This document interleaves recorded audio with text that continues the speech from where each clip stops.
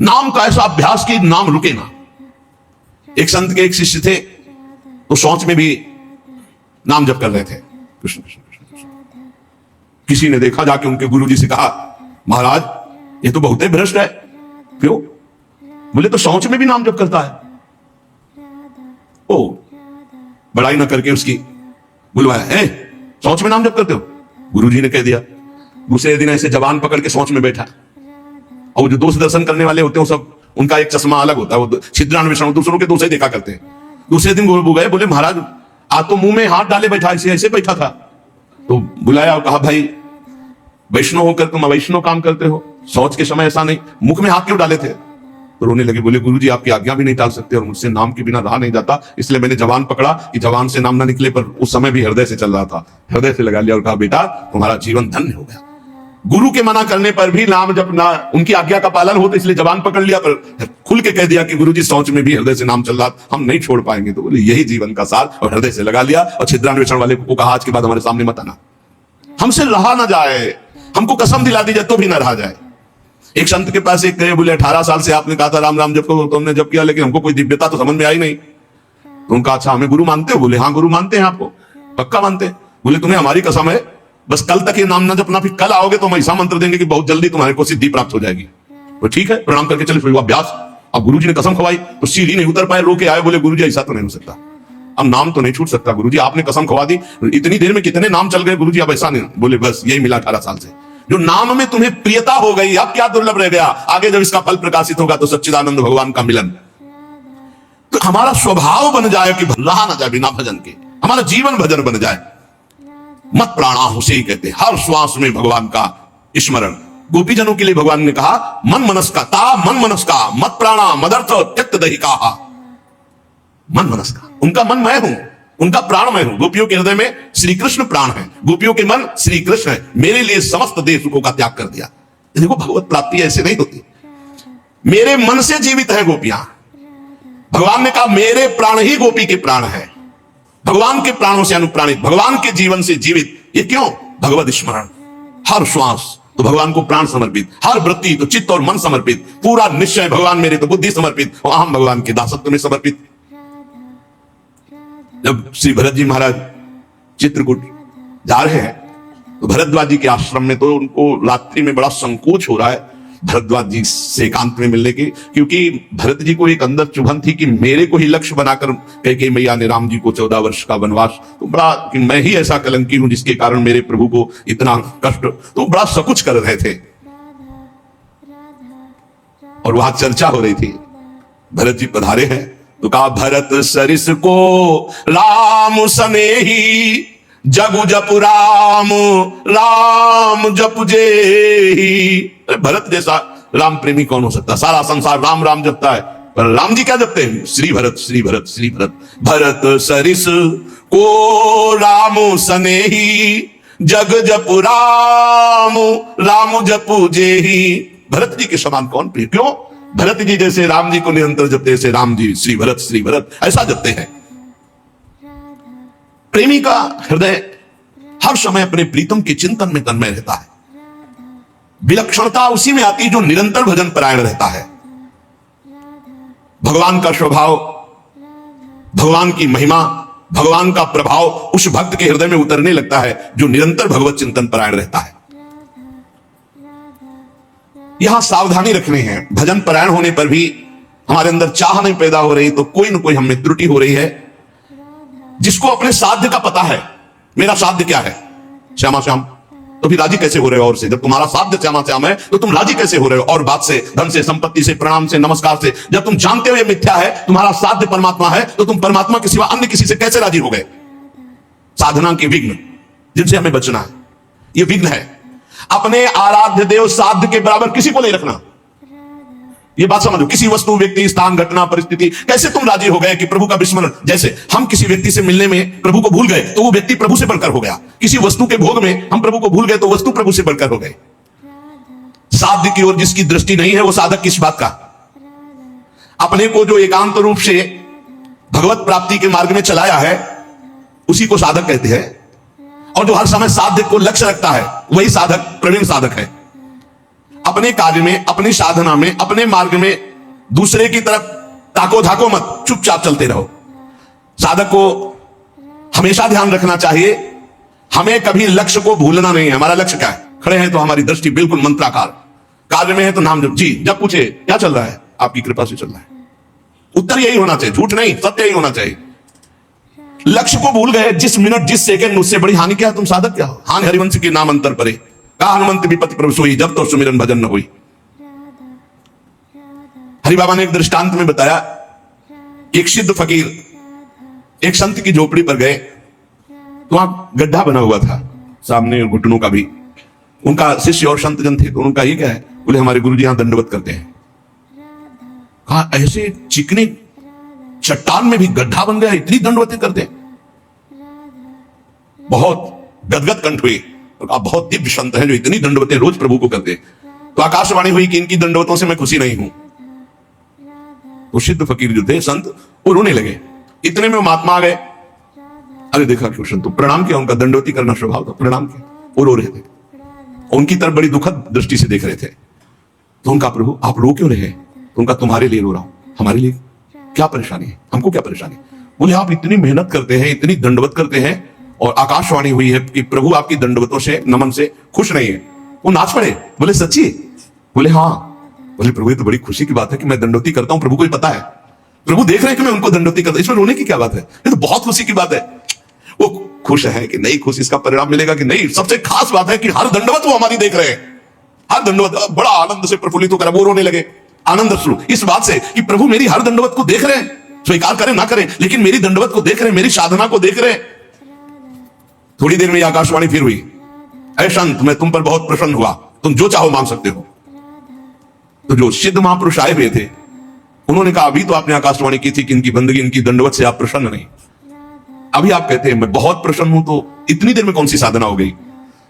बोले इतनी देर में जो इनका अपनापन मेरे लिए है, उमंग है, वो इनकी जो जागृत हुई, उसी उमंग और अपनेपन से मैं बहुत प्रसन्न हो गया और इनकी साधना पूर्ण हुई। एक क्षण लगता है। हमको ये नहीं देखना कि इसका परिणाम क्या होगा, हमको अपनी दिनचर्या, अपनी नियमावली करना, इसी से भगवान भी कहते मैं प्रसन्न नहीं। तो ये बात तो है कि आप देख रहे हो ना, बस इतनी बात बहुत है, आप देख रहे हो बस।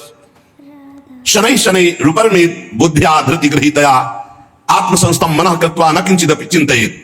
धीरे धीरे ऐसा अभ्यास बनाओ, सब जगह से मन को बार बार हटाकर नाम में लगाओ, और कुछ चिंतन ही न हो, अपने प्रभु का भजन। दूसरी किसी वस्तु, व्यक्ति, चीज का चिंतन ना होने पावे, जहां जहां मन जाए वहां वहां से हटा करके अपने लक्ष्य में, अपने प्रभु में। साधक धैर्यवान होना चाहिए, विश्वासी होना चाहिए, विचलित नहीं हो जाना चाहिए कि अरे बहुत प्रयास किया मन नहीं लगा। नहीं, हम प्रयास करते रहेंगे। जब हम रात्रि में टहलते हैं तो एक राधा राधा राधा राधा राधा राधा राधा राधा राधा राधा राधा ये ऐसी आवाज आती है, वो कोई साधक करते हैं, बहुत अच्छा लगता है कि मानो उन्हें 2 बजे नींद आ जाए, तो खड़े हुए बालकनी नाम राधा राधा राधा राधा राधा राधा राधा राधा। अरे यहाँ मेहनत करनी, मेहनत करके प्रयत्न करके हमको अपना मन भगवदाकार बनाना, चिंतन परायण बनाना। बहुत अच्छा लगता है जब साधक कोई साधना में प्रवृत्त होता है। थोड़ा जाग, अपने स्वरूप पे जाग, इन सबको झटका मार। बहुत जोर का तुम्हारे पास करंट पावर है भगवान का, तुम में जो शक्ति उसको जागृत करो। बहुत शक्तिवान हो तुम, साधारण नहीं हो, भगवान के जन हो। जब तक हमारी भजन में रुचि, भजन में प्रवीणता, हम भगवान को अपना जीवन दे दें, ये जीवन केवल भगवान की प्राप्ति के लिए है, तो भगवान हमको वैसे ही संग करवा देंगे, वैसे ही भजन मिला। एक चीज तो समझ लो, साधक वही जो जिद्दी स्वभाव का, ये बात समझ लो, साधक वही जो जिद्दी, भजन में जिद्द करके लगना पड़ता है। जैसे भजन में पूर्व में था कि बैठे थोड़ी देर भजन हुआ, फिर नींद आ गई, खड़े हो गए और टहल रहे हैं, बाहर निकल करके टहल। हमें नींद में समय बर्बाद नहीं करना। एक नियत समय तुम्हें दे दिया देह को सोने का, 5 घंटे 4 घंटे 3 घंटे, जितना अभ्यास में ले पाए। इसके बाद अब नहीं कि तुम झटका मारो। हर प्रयास किए, ठंडा पानी बिल्कुल ठंडा रख लिया है, सर्दी में कंबल ओढ़ा नहीं पूरा, अब ठंडी में काम, अब नींद आवे, लड़ा जाता है। बहुत आनंद का विषय है जिस मार्ग में आप चल रहे हैं, अपने आप को भगवान के चरणों में समर्पित करके निरंतर भजन का अभ्यास। तो तेसाम हम समुद्धरता मृत्यु संसार सागरात भवामि नचिरात पार्थ मय्यावेशित चेतसाम। इस शब्द पर ध्यान करो, मय्यावेशित चेतसम, मेरे में आवेश चित्त वाला। भजन का आवेश हर समय बना हुआ है, भजन का आवेश और कोई चाह नहीं। एक रबिया जी बड़ी संत हुई है, उन्होंने कहा कि अगर मैं स्वर्ग चाहूं तो मुझे जरूर नरक भेज देना प्रभु, अगर नरक से बचना चाहूं तो और भयानक कष्ट देना प्रभु, पर यदि आपको चाहूं तो छुपना मत। अगर आपसे और कुछ चाहूं, सुख चाहूं तो दुख दे देना, स्वर्ग चाहूं तो नर्क दे देना, अगर हमारी नर्क ना जाने की इच्छा हो तो और भयानक कष्ट दे देना। लेकिन यदि मैं भजन चाहूं और आपको चाहूं तो इसमें धोखा मत कर देना। मैं आपको चाहती हूं, आप हमारे हृदय की बात जानने वाले हो। साधक जब इस मार्ग में चलता है तो उसको प्रलोभन और भय, ये दो चीजें माया भेजती है, ध्यान रखना। साधक इस मार्ग में जब चलता है तो प्रलोभन और भय, कोई भी हो, पार्वती जी तपस्या कर रहे हैं भगवान शंकर के लिए, भगवान शंकर से प्रेरित होकर सप्तऋषि आए। अब महादेवी ध्यानस्थ थी, जब ध्यान खुला तब प्रणाम किया और कहा, देवी आप तपस्या में संलग्न है, बहुत कठोर तप कर रहे, बहुत कठोर तप, सूखे पत्ता एक ऐसे बिल्वपत्र पा लिया, बस अपर्णा नाम पड़ा माता जी का, बहुत कठोर तप किसके लिए कर रहे हैं? तो उनका भगवान शंकर को पति बनाने के। हंस पड़े सब, हंस पड़ना होता है मानो उपहास करना किसी बात, भगवान शंकर को पति। अरे बरगद के पेड़ के नीचे रहते हैं महाराज, चिता की भस्म लगाते हैं, बागंबर धारण करते हैं, कोई इतनी बड़ी तपस्या। देखो हम वैकुंठनाथ भगवान श्री हरि से आपका ब्याह करा देंगे। पार्वती कोटि जन्म लग रगर हमारी, बरौ शंभुनता राम। साधक प्रलोभन नहीं, प्रलोभन नहीं। प्रलोभन क्या हुआ? वैकुंठनाथ। प्रलोभन नहीं, भय, भय दिखाया जाता है। जब ध्रुव जी महाराज चले तो नारद जी आ गए, भय दिखा, अरे महामुख प्रहलाद जी, नारद जी, बड़े बड़े महाभागवत, इनके जीवन में देखो प्रलोभन भय किस किस कोटि के आए, लेकिन अपनी निष्ठा छोड़ी। दुलार करता हुआ हिरण्यकश्यप कहते, छोड़ दो इस हरि की बात और जो तू चाहे प्राप्त कर ले। और भय तो कितना भयानक दिया। साधक जब इस मार्ग में भजन की जिद पकड़ लेता है तब उसके हृदय में पूर्व में जो भोग इच्छा रही है, बहुत ध्यान से सुनना, वो फ्री भोगने को एकांत में मिलने का संयोग माया बना देगी। प्रलोभन, पूर्व में कोई भी भोग इच्छा रही है, सबसे पहले भजन की तन्मयता में वो भेजी जाएगी। भोगो इसे, फ्री, कोई विघ्न नहीं। आपको लगा हाँ हाँ ये तुम्हें चाह ही रहा था, मारे जाओगे, आपका भजन लुट जाएगा, वो वृत्ति लुट जाएगी। भोगेश्वर प्रसक्ता नाम तया प्रहृति चेतसाम व्यवसायात्मका बुद्धि समाधो विधीयते। आपका थोड़ा सा अच्छा भजन होने लगेगा तो आपके पास भेजे जाने लगेंगे लोग। ध्यान से सुनिए, बड़े भजनानंदी है, ले सेव, अंगूर, ये ले, वो ले, ये रुपया की गड्डी, कभी कोई जरूरत हो फोन नंबर ले, ये ले फोन। वो उसमें ये भगवान की माया आपके भजन की एकांतिक वृत्ति को छीनने के लिए व्यवस्था भेज रही है। ये तुम्हारे भजन का फल नहीं है, भजन का विघ्न है। बहुत से भक्त बनने लगेंगे, आपका पूजन करने लगेंगे। बहुत खतरनाक खेल है, बहुत समझ के। पूजा अच्छी लगने लगी, फल फूल अच्छे लगने लगे, रुपया पैसा अच्छा लगने लगा, फोन नंबर अच्छा। अरे भाई जिनके पास फोन है अब उनको दूसरे की जरूरत क्या है? असंगोहम पुरुषा, अकेले रहकर पूरे विश्व का सब भ्रमण करो, उसी में सब चीज है। इतने इतने बच्चे हैं, सब ज्ञान है उनको, पूरा विश्व का ज्ञान है मोबाइल भगवान की कृपा से। अग्नित रूपों में आपके पास भजन का विघ्न भेजा जाने लगेगा जब आपका भजन सही होने लगेगा। कुछ तो बड़ाई करने वाले भेजे जाएंगे, मुंह चुपड़ी बोलने वाले। बचना चाहिए इसों से, जलन पैदा होनी चाहिए। जब माया ये जान लेती है कि भगवान बनना चाहता है तो वो मायापति तो सिर्फ भगवान ही है, वो ऐसे प्रश्न फेंक देती है कि वो अपने आप चिल्लाने लगता है कि मेरे जैसा आदम कोई नहीं है। बड़ाई सुनकर अच्छी लगने लगे, साधन मार्ग के पथिक को बच के। साधन की सिद्धावस्था है, सबके चरणों में वंदना करो, सब इष्ट रूप है, हम सबके दास हैं। शो अनन्य गति जाके असमति न टरे हनुमंत, मैं सेवक सचराचर रूप स्वामी भगवंत। कहीं धोखे में मत आ जाना।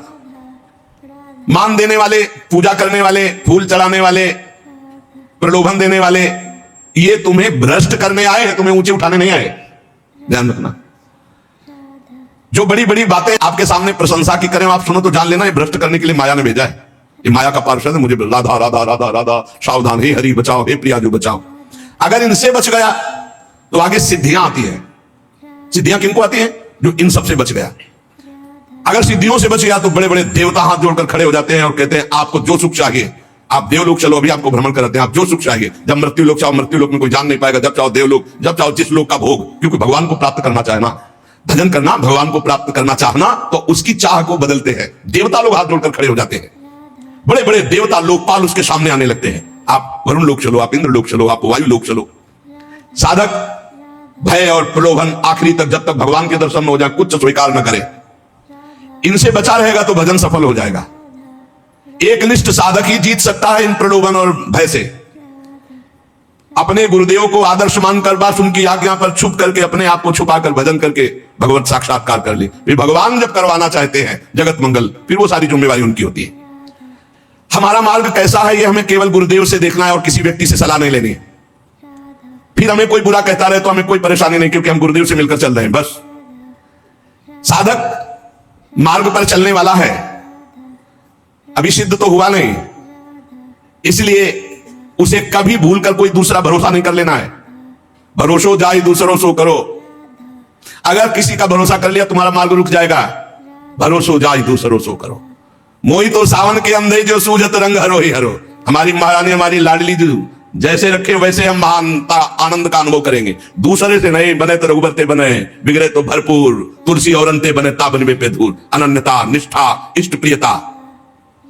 जिसने संसार में किसी और का भरोसा कर लिया, बस बहुत बहुत बदल जाता है। हाँ, बहुत बदल जाता है। साधन को बदलते देर नहीं लगती। जहां साधक चूक कर देगा तो साधना बदल जाएगी। साधना होने लगेगी मान की, प्रतिष्ठा की, भोगों की। आप सच्चे गुरु, सच्चे आचार्य के बन करके चलो तो आगे ही आगे मार्ग आपको प्रकाशित करते चले जाएंगे। गुरुदेव पूछने की जरूरत नहीं, आगे का मार्ग खुद दिखाई देने लगता है। सच्चे साधक को मार्ग पूछना नहीं पड़ता, ये अध्यात्म में अपने आप आगे प्रकाशित होने लगता है।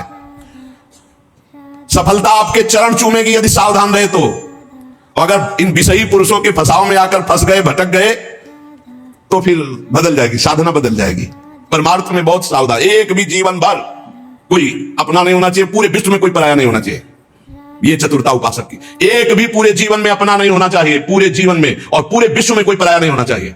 समझ लो, जो सबसे परे सबसे भरे उसका सेवक कितना प्रवीण होता है। साधक साधना में सावधान, उसके बीच में प्रलोभन आएंगे भगवत प्राप्ति के बीच में, चाहे वो सिद्धियों का चाहे देवताओं का हो। लोग की तो बात ही क्या, केवल अपने इष्ट के लिए जो धुआधार भजन में लगा हुआ है, कहीं विश्राम नहीं, कहीं कोई चाह नहीं, वो निकल जाता है। सालोक के सारिष्ट सामीप्य सारूप के एकत्व मप्युत दीयमानम न ग्रहणंति बिना मत सेवनम जना। भगवान का भक्त इन मोक्ष सुखों को स्वीकार नहीं करता, सिद्धियां और देवता या अन्य सुखों की तो बात जाने दो। ध्यान रखने की बात है कि अनन्य प्रेमी, अनन्य भजनानंदी ही भगवत साक्षात्कार करता है। जब भजन सही होने लगता है तो फिर इसके बाद एक नशा चढ़ता है, तो उपदेश देने का मन शुरू हो जाता है। बहुत उत्तम महापुरुष है भाई जी महाराज, साधक को बचाने के लिए छोटी छोटी सी बात को उपदेश लोगों को दे करके, अपने को श्रेष्ठ समझ करके वो भजन से उतरने लगता है। जीवन आपको याद होगा पीछे सुमति, जब नरकों के चरित्र, उसमें सुमति जी का इसी में परमार्थ बिगड़ गया था। थोड़ी भी बात अभी जीवन में अध्यात्म की आई नहीं, उपदेश शुरू कर दिया तो भ्रष्ट हो जाओगे, नष्ट हो जाओगे। एक संत गए थे श्री सीताराम ओंकार नाथ जी महाराज जी के पास, तो देखा और कहा कि क्या करते हो? तो उन्होंने कहा कि उपदेश का प्रवचन। तो उन्होंने कहा था वैसे है मंगलमय कार्य, लेकिन भ्रष्ट होने में देर नहीं लगेगी। ये सिद्ध पुरुषों का, जो भगवत प्राप्त महापुरुष है, उनको अन्य साधक इस चक्कर में न फंसे। भगवान अगर इतनी सामर्थ्य दिए तो बात अलग। भगवान की चर्चा करना बहुत अच्छा है, भाई जी महाराज कह रहे, सुनना अच्छा है, लेकिन इसके बाद का जो परिणाम है, प्रणाम नमस्कार वाह वाह यश कीर्ति, वो तुम्हें भ्रष्ट कर देगी, भगवत प्राप्ति नहीं हुई है। बहुत बुराइयों को अवकाश मिल जाता है प्रवचन करने वाले पर आक्रमण करने का। अच्छे से फुर्सत में हमारी बात चिंतन करना, एकांत में, भाई जी कहे। वास्तविक लाभ से वंचित हो जाओगे यदि भगवत प्राप्ति नहीं हुआ, प्रवचन शुरू कर दिया तो। जब तक जीवन में सत्य उतर न जाए तब तक प्रवचन न करे। इसलिए प्राचीन काल की गुरु परंपरा थी कि गुरु उपदेश करते थे, और गुरु लायक देखकर उपदेश करते थे। उसे साधन बता दिया, पूरा जीवन साधन में लगा, सिद्ध हो गया, अब वो उपदेश करे। ऐसा नहीं कि यहां प्रवचन सीखकर प्रवचन किए जाए। जो केवल प्रवचन है तो कुछ नहीं रह जाता, रुपया पैसा मान प्रतिष्ठा ये सब, भगवत मार्ग का कुछ नहीं रह जाता। पक्का गुरु कृपा पात्र, जो केवल कथयन्ति च माम नित्यम तुष्यन्ति च रमन्ति च, ये अलग मार्ग है। पहले भरपेट खूब खा ले, अर्थात भगवदानंद की अनुभूति कर ले, तब प्रवचन करे, नहीं कोई सफलता हाथ नहीं लगेगी। साधक को इस प्रवचन रूपी व्यापार से बचना चाहिए। हम पहले खूब अच्छे से काम करो, लोभ मोह मद पर विजय प्राप्त करके भगवदानंद में डूब जाए, वो आगे की बात भगवान क्या करवाएंगे। पहले हम एक आचरण उतार ले। एक बार द्रोणाचार्य जी ने सब से कहा कि एक बात सीख लो, कोई मारे भी तो गुस्सा नहीं करना है। ये बात सीख लो, यदि तुम्हें उत्तम मार्ग का अनुसरण करना है, महापुरुषों के मार्ग में चलना है, तो तुम्हें मारे भी तो गुस्सा नहीं करना है। सीख लिया? सबसे पूछा जी क्या सीखा? हमें कोई मारे भी तो गुस्सा नहीं करना है। युधिष्ठिर जी से खड़े हो, क्या सीखा? बोले नहीं सीख पाया। सबने एक स्वर में सुना दिया, तुम क्यों नहीं सुना दिए? बोले नहीं सीख पाया गुरुदेव। दूसरे दिन खड़े हो, सीखा? क्या हम बोले थे? बोले नहीं सीख पाया गुरुदेव। 7 दिन तक पूछा, बोले डंडा लाओ, और 5-7 बेत मारे। बोले सीखा? बोले हाँ गुरुदेव सीख गया। क्या? कि कोई मारे भी तो गुस्सा नहीं करना चाहिए। बोले क्यों? आप क्यों? बोले आपने मारा ना और मुझे गुस्सा नहीं आया ना, तो अब सीख गया। हम केवल वाणी से थोड़ी बोलते कि मारे कोई गुस्सा, आपने मारा ना, अभी तक मारने लगी नहीं थी, आपने मारा और मुझे गुस्सा नहीं आया, अब मैं सीख गया कि कोई मारे भी तो गुस्सा नहीं। अर्थात जो उपदेश है वो पहले आचरण में आना चाहिए, वो हमारी परिपक्वता होनी चाहिए। धर्मराज युधिष्ठिर कभी मिथ्या नहीं बोलते। आपने सिखाया कोई मारे गुस्सा नहीं आना, तो पहले हमारे मार लगे मुझे गुस्सा ना आए तब मैं बोलूंगा कि कोई मारे फिर भी गुस्सा नहीं आना चाहिए। तो हर रोज हम बड़ी महिमा की बात कह रहे हैं, वही सत्संग सुनाते हैं घुमा के, चाहे शब्दों का अंतर हो, सत्संग वही होता है। क्योंकि नई बात आएगी कहां से? शास्त्रों में जो है वही तो सुनाएंगे, परमार्थ की बातें घुमा फिराकर हजार हजार बार वही हम कहते हैं। कहने का तरीका भले अलग हो, लेकिन हजार हजार बार वही बात हम कहते हैं। आपने स्वीकार किया जगत मिथ्या है, भगवान सत्य है? स्वीकार किया आज तक? नहीं। स्वीकार किया सब में भगवान ही भगवान है? नहीं। स्वीकार किया कि एक मिनट भी भजन से विलग नहीं होना? नहीं। और यही बातें तो घुमा घुमा के कही जाती है। तो क्या केवल सुन रहे हो, उसे गुण नहीं रहे, उसे जीवन में उतार नहीं रहे? राधा राधा राधा राधा राधा।